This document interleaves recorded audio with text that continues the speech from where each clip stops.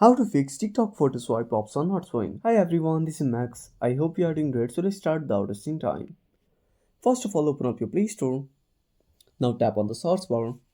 Now type TikTok. Now click on search at the bottom right corner and make sure to update to the latest version. Now go back to your home screen and open up settings.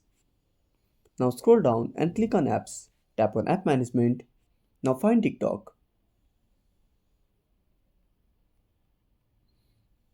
Now click on force stop. Go to storage usage and tap on clear data. Now tap on delete and restart the application.